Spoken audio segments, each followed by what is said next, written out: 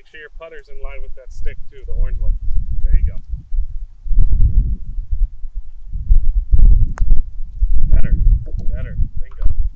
See, a couple of those before, you kind of got back to, okay, if you feel like your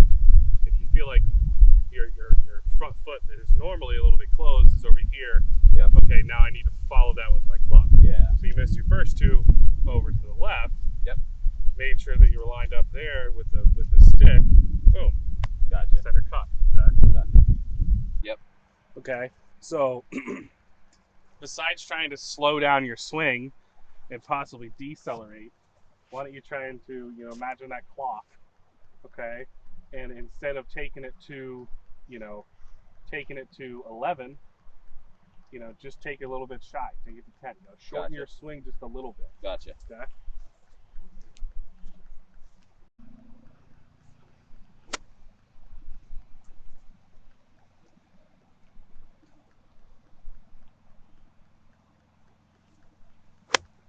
There you go. See, that's money. That's money. Yep. Go in. Go in. I mean, it went in the hole. There you go.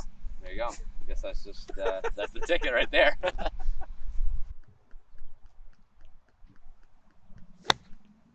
same thing. Okay, so that kind of goes along with what you're saying though, which is how you control the longer shots as you try to take less sand. Right. Right. So that can get you in trouble too, though. Yep. You're trying to take less sand. You're trying to control a little bit too much.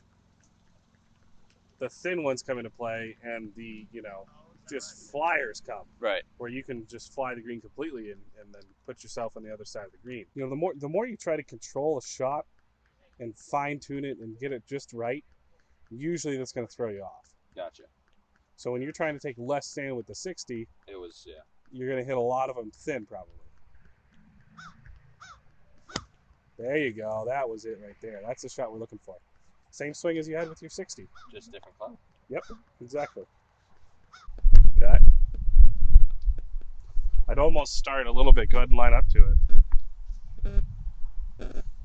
Your hands are almost slightly behind the ball. Okay? Gotcha. So just there. That's it. Just right there. Okay. Okay.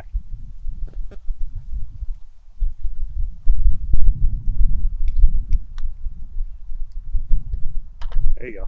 That was good. Yeah, that hands forward definitely feels better. Okay. Definitely, I definitely noticed how's that. How's it feel different? I just feel like I definitely noticed now that I wasn't behind it, but I wasn't getting in front of it. Okay. But I feel like now that sort of my left hand is a little bit, back, like you just talked about, the back of your left hand, yep, sort of making contact, that sort of feels more natural. Okay.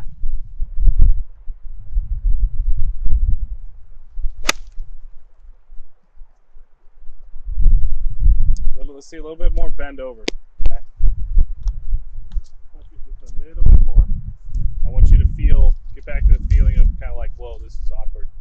Okay? Because then you'll notice a little bit of a change.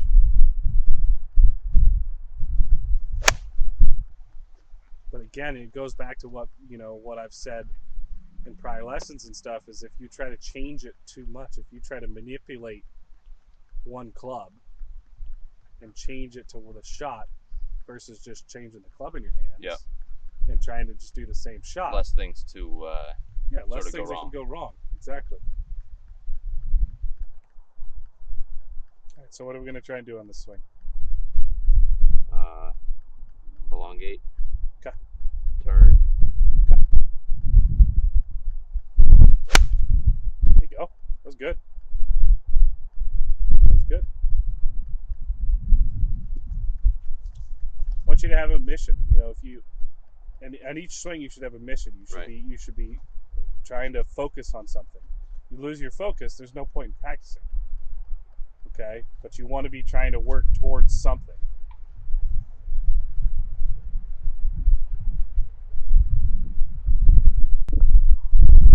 All right, Dylan.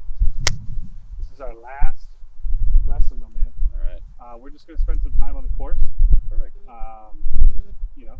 Just we're going to get into some situations here or there, and just think our way through it, and then fall back kind of on what we've been working on throughout this week. Awesome. All right, Dylan. Now we are in the scoring area. Okay, so one of the most overlooked parts of the game is the kind of 80 to 40-yard shots. Okay, especially a guy like you, because as long as you hit it, and us being in New England, a lot of these courses are short. So a lot of these par fours are 350 yards, 380 yards, those kind of things. So when you hit it, 290 off the tee, 300 off the tee, that's what you're left with. Is that kind of scoring? Yeah. And you'll see the best guys on the tour have the best wedge games. There's a reason DJ is so good. He bombs the heck out of the ball, but his wedge game is just really good. Yeah. Same with JT. Yeah. So this is kind of where we're gonna primarily focus. It's about a 70-yard shot. We'll go in a little bit and work around the greens a little bit. We're meeting up next week, but I want you to try and get out at least twice and hit balls. All right.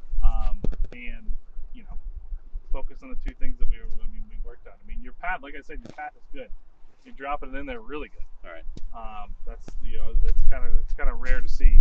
But bringing the golf ball just a little bit closer to the middle of your stance. Okay. Okay. Now, obviously, when you get into your longer irons, you're going a little bit further up. Right. Further up. But just in general, just bring it back just a little bit, and then a little bit over top of the ball. Okay, like that. Instead of so steep and vertical. All right. Okay. All right. Sounds good. Definitely something to work on. Thank you. Get done. But there you go. I mean, just a simple change up in club. You're doing the same thing, changing the club, getting a different result. A lot of people don't understand that, especially when you get to chipping and pitching and stuff. People don't understand that. Do the same thing, change the club, boom, different result. Yeah. And then with your putting, I think we saw a big improvement when we got your front foot back. Yeah, for sure. And the hands forward a little bit. Yeah, exactly. So we Felt helped out your path. Yep. When we got everything working together and not against each other. Okay, we didn't have your path coming across and your feet pointing that way. Okay, and then hands ahead a little bit helps it to flow a little bit. So you take your right hand out of it. Your right hand doesn't have as much influence. You kind of feel like you putt with your back of your left hand. You have a more consistent stroke. Awesome. Alrighty? All right. Alright, we'll see you next week. Perfect. Okay, pause real quick. Try to have a little bit more bend here. All right. So less knee bend. Yeah, I mean your knee bend is fine, but instead you're kind of just look at me. Okay, you're kind of just standing up. Okay. A little bit too vertical, right? So get a little bit more over. Over okay. The ball. Yeah, exactly. All right. A little bit more. There you go. Peel your shoulders back a little bit. There you go. There you go. That was money. I'm not sure if you can hit it better than that. Right? I mean, that was money. That felt pretty good, yeah. So let me show you what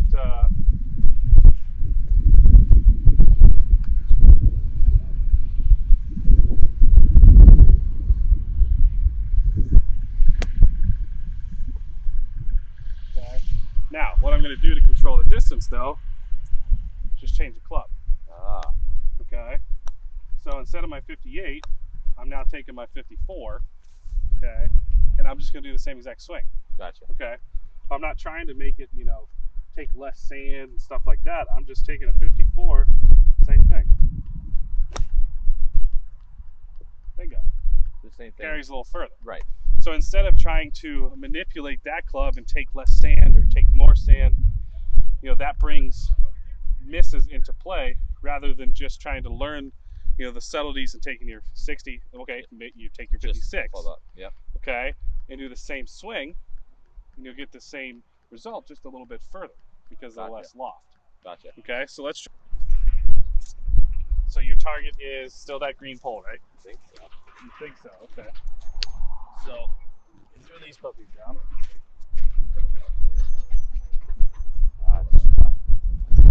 Okay, so now come back here. Camera behind it. Pretty far left. Yeah. Okay. Almost at that wheel. Exactly. Now you can see something too. Now that stick is a little kind of a little bowed, but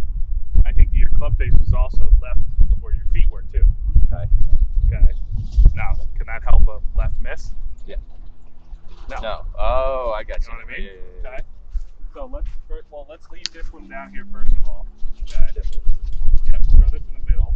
Okay. So your feet and your club head should match that line. They should be parallel to that. Okay. So there we go.